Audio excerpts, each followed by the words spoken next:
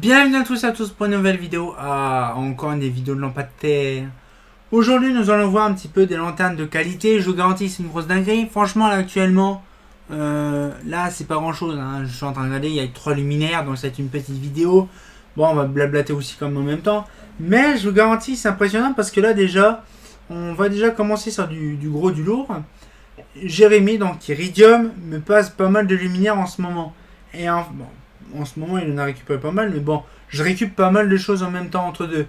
Et donc là, du coup, aujourd'hui, on va découvrir un luminaire. On a 3 luminaires intéressants. Et franchement, c'est impressionnant parce que déjà, de base, comment je pourrais vous dire c'est intéressant. Je vous garantis pourquoi. Parce que moi, je pensais pas non plus récupérer déjà un luminaire neuf. Je vous montre ça, déjà, ça fait plaisir. Et on voit ça juste après, déjà. On fera un petit blablatage juste après. Alors, déjà une petite Girardin.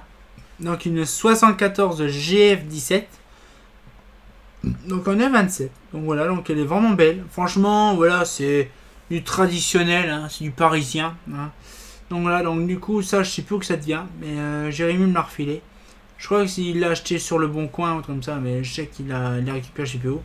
Donc du coup, là, c'est pareil, c'est une piècerie, donc c'est une pièce qui s'ouvre là, une pièce qui s'ouvre là. Bon, ça s'ouvre en 3 pièces, hein, bien sûr.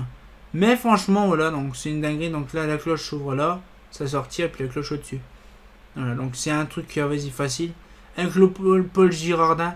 Alors, c'est le modèle là, par contre, j'ai aucune doc sur ces machins-là, je ne sais pas pourquoi. On n'a aucune doc des années 60 de Girardin. C'est bien dommage, j'aurais bien voulu avoir un peu des détails croustillants que sur la 74 NA, pas la 74 GF, la 574 GF, la 574P, la NS aussi, tous ces modèles-là des années 60, j'aurais bien voulu avoir de la doc. Bien sûr, on n'en a pas, même des années 70, on n'en a pas non plus. C'est bien dommage, mais bon, ça, tant pis, hein. On peut pas tout avoir non plus, mais bon, c'est bien dommage. Voilà un petit peu le truc, hein. Donc du coup, voilà. Après, nous avons une Mazda 6 plans U9. Ça, c'est pareil, c'est par pur hasard. Je ne pensais pas récupérer ça. Donc, c'est pareil, je remercie Exalum pour ça.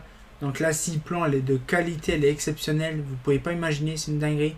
Et donc, voilà, donc en plus, une couleur que j'apprécie beaucoup. Parce que là, comme c'est une neuve, c'est une couleur bien spécifique que je pourrais récupérer en peinture. C'est ça qui est intéressant. Mais je vous garantis, c'est une grosse dinguerie. Moi, pour ma part, actuellement, j'ai pas mal de projets en luminaire à refaire. Et donc, du coup, ce qu'il fait, c'est que, voilà. Donc, bon.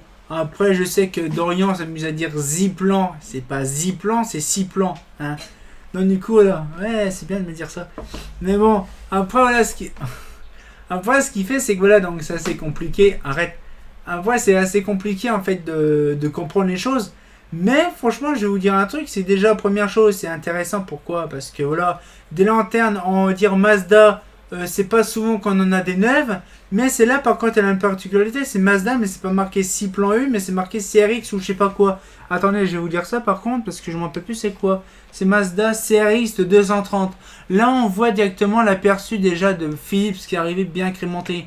Donc là, je pense que c'est année 2000, hein. Année 2000, 2006, je sais pas quand ça a été, jusque quand ça la Mazda la Mazda 6 plans, parce que je ne sais pas réellement, je sais qu'en 2002 elle y est encore, 2003 aussi, mais par contre je ne sais pas si en 2006 elle y est encore.